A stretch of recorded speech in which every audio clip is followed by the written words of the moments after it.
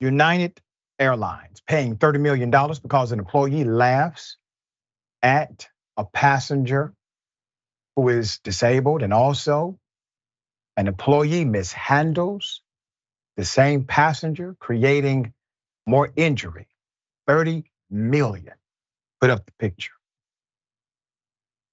United Airlines has made a settlement agreement to the family of a quadriplegic man who was injured while deplaning from a flight in Monroe to Louisiana. I'm going to give you the background to this.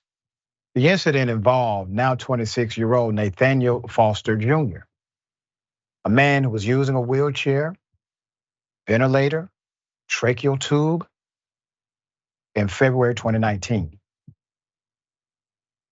Reuters reported this. The family accused a supervisor assisting Foster of aggressively pushing while getting off the plane. This aggressive pushing resulted in his body jerking forward, then back, and eventually him whispering, "I can't breathe." It prompted his mother to go get help. But she said an airline gate agent giggled and said, "We got this." When a health professional offered a helping hand per the outlet. The family alleged that Foster had a cardiac arrest, leading him to suffer from major brain damage. His condition has tremendously worsened. According to CBS News, citing the lawsuit, the situation caused Foster to not be able to eat solid foods or speak, and cut years from his life, 39 years to about 31.5. No money can get that back. When traveling, 4 to 6 staff members usually assist Foster in getting off the plane. But that day, only one person was originally there when they got to their destination. When booking the trip, Foster's mother said she disclosed the condition to the airline. That's pretty common, it's normative. A June press release posted by the family's attorney said, and I quote, "Based on the repeated assurances provided by United Airlines of its ability to provide safe transportation for her son, Mrs. Foster purchased her family's tickets." They added, arriving in Louisiana after a period of delay, agents were unprepared to handle the deplanement, of Nathaniel Foster Jr. And he remains in a persistent vegetative state today. According to reports, the settlement was reached on Tuesday after one day of the trial. In a statement to Reuters, the airline said, quote, "We are pleased to share that this matter has settled." Please, you say. Let me remind everyone of the stories that we have reported on of airlines mishandling those who need additional assistance. This is not the first time that United Airlines has been here. It's not the first time an airline, period, has been in this position. And we said on day one, if you do not get your protocols in place to understand that we are a diverse nation, you cannot talk about diversity without talking about true diversity. Some people need a little extra help, and all the billions of dollars you make every year, you should be able to provide it with no problem. These individuals patronize your company. They're your customers, your consumer base, and they have allies, family members. And we said, if you don't get this right, talking to the airline industry, that this was going to happen. Now they got a $30 million bill. I guarantee you the CEO is paying attention now.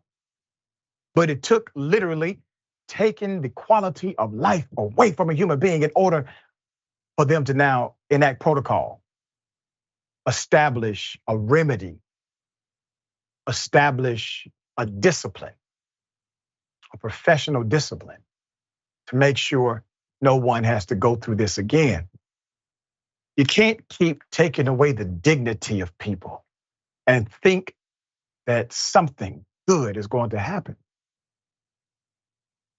This young man was going on a trip and his family lost 10 years of him and his quality of life has gone to a vegetative state.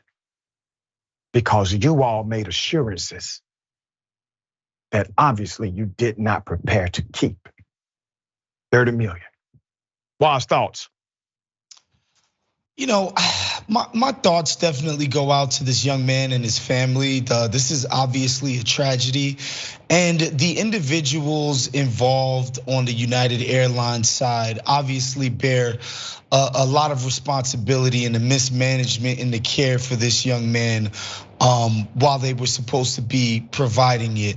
However, I would absolutely place most of the blame on those folks in the C-suites, on the boards of these companies that have just stripped down and nickeled and dimed their way to making the experience of flying absolutely horrible. I can't think of another service industry that you can legitimately say 50 years ago was better.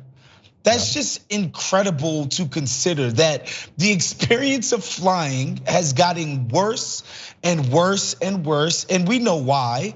They're shoveling more and more resources and money up to the top. These people have staffing issues, pilots going on strike because of pay iniquities, all kinds of stuff. All while the people on the boards, the executives make more and more money. And again, they make this shortfall by nickel and diming the entire experience. And so, somebody as vulnerable as this young man, a passenger that vulnerable who needs this much assistance, you would hope that $1 billion company could provide it. It's not like it's every single passenger needs this. We can deploy the resources to make sure this guy gets taken care of, and that didn't happen. And I blame it solely on the greed of these executives and how they have just stripped down the experience of flying, understaffing it, undertraining it. It's awful and it starts at the top, of course. That's right. Very well said.